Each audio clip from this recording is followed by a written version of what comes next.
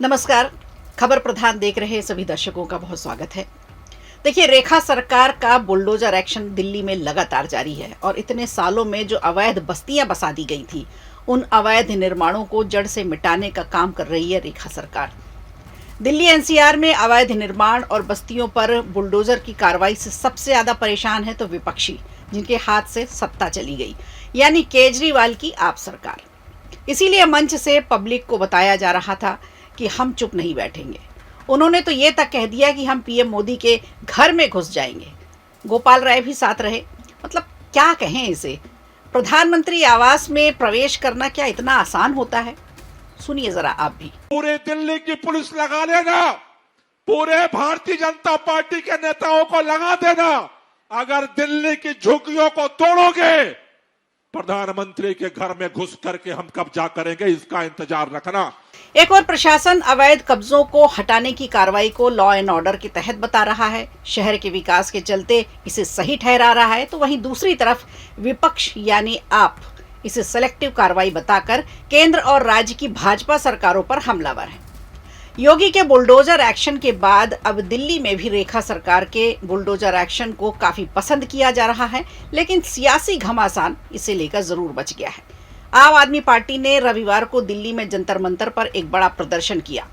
आप संयोजक अरविंद केजरीवाल ने लोगों से बड़ी संख्या में जंतर मंतर पहुंचने का पहले निवेदन किया था, अपील की थी।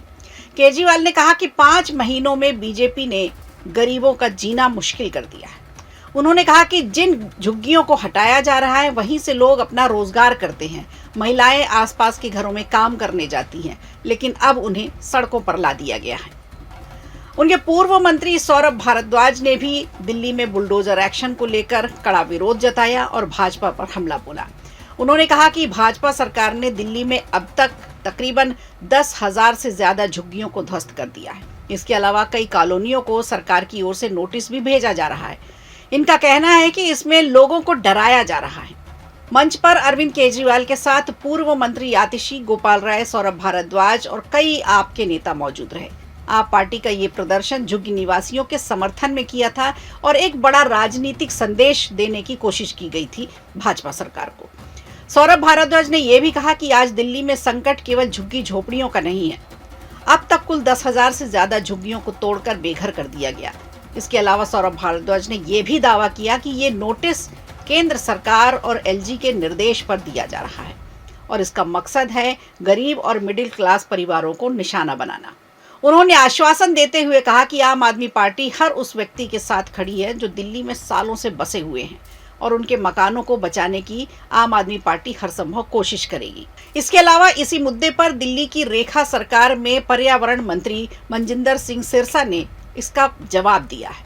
उन्होंने कहा है कि पूर्व सीएम अरविंद केजरीवाल अवैध रोहिंग्या और बांग्लादेशी घुसपैठियों को बचा रहे हैं, जिनकी वजह से अवैध झुग्गियों की भरमार हो गई है। सिरसा ने यह भी कहा कि जब प्रशासन अवैध रूप से बसाई गई बस्तियों को, झुग्गियों को हटाता है तो केजरीवाल सरकार धर्म और राजनीति के चश्मे से देखना शुरू कर देती है। केजरीवाल जी को मैं कहना चाहता हूं, आम आदमी पार्टी को कहना चाहता हूं, आतिशी जी को कहना चाहता हूं, आप जितना मर्जी रोहिंग्या, बांग्लादेशी इन लोगों के लिए खड़े हों। रोहिंग्या मुसलमान हो, बांग्लादेशी मुसलमान हो, हमारे देश के अंदर घुसपैठिए हैं, उनको किसी सूरत में देश में नहीं रहने दिया जाएगा। अरविंद केजरीवाल जी, अगर उनको आपको इतना ही स्नेह और प्यार है उनके साथ, तो ले जाइए अपने घर पर, बसाइए उनको ले जाकर। हम बिल्कुल दिल्ली को स्पष्ट बताना चाहते हैं, हमें ऐसी कोई भी किसी भी तरीके की गंदी राजनीति में नहीं शामिल होंगे जिसके अंदर वोटों के खातिर दिल्ली के लोगों की जान के साथ खिलवाड़ किया जाए। देखा जाए तो बात भी सही है। जब जब अवैध निर्माण को हटाने की बात की जाती है तब तब विपक्ष ही सामने आ जाता है, कोर्ट तक चला जाता है और कई बार तो स्टे भी ले लेता है। दरअसल ये इनके वोट बैंक है, कहीं खिसक न जाए, चाहे देश में अराजकता ही न फैल जाए। देश की सुरक्षा पर तमाम तरह के सवाल उठते हैं और नगरीकरण की योजनाओं पर भी एक तरह से ब्रेक लग जाता है। तो कोर्ट के आदेश के बावजूद इस पर विपक्ष राजनीति करता है और वोट बैंक की राजनीति कई बार हावी भी हो जाती है। चलिए एक पल को इस मुद्दे को राजनीति से साइडलाइन करते हैं और प्रशासन की बात पर जोर देते हैं। तो रेखा प्रशासन का इस मुद्दे पर कहना है कि ये जितनी भी जमीनें हैं जिसे खाली कराया गया है या जिन पर से अवैध निर्माण हटाया गया है वो सब सरकारी जमीनें हैं। सोचिए, प्रशासन के अधिकारी जब खुद इस मुद्दे को विकास से लेकर देख रहे हैं, विकास की बात कर रहे हैं, योजनाओं की बात कर रहे हैं, वहीं दूसरी तरफ आम आदमी पार्टी की सरकार रही जिसने तमाम तरह के रोहिंग्याओं को अवैध बस्तियों में बसा दिया। विकास का तो वो दावा करती रही, लेकिन अपने मैनिफेस्टो में सबसे ज़्यादा ध्यान विकास पर ही देने की बात की, लेकिन ज़मीनी स्तर पर कुछ भी नहीं किया। वहीं पार्टी आज के समय में दिल्ली की सत्ता से बाहर है तो भाजपा पर बेघर करने का आरोप लगा रही है। अब आपकी इस बौखलाहट को देखकर ये बात जरूर सच होती दिख रही है कि जब लोकतंत्र पर तुष्टीकरण और रेवड़ी की राजनीति हावी हो जाती है तो कोई और नहीं बल्कि ये इसी तरह के कुछ नेता होते हैं जो देश के विकास के सबसे बड़े दुश्मन बन जाते हैं। प्रधानमंत्री आवास योजना का लाभ जनता को कभी होने नहीं दिया, आयुष्मान योजना का लाभ जनता को कभी होने नहीं दिया।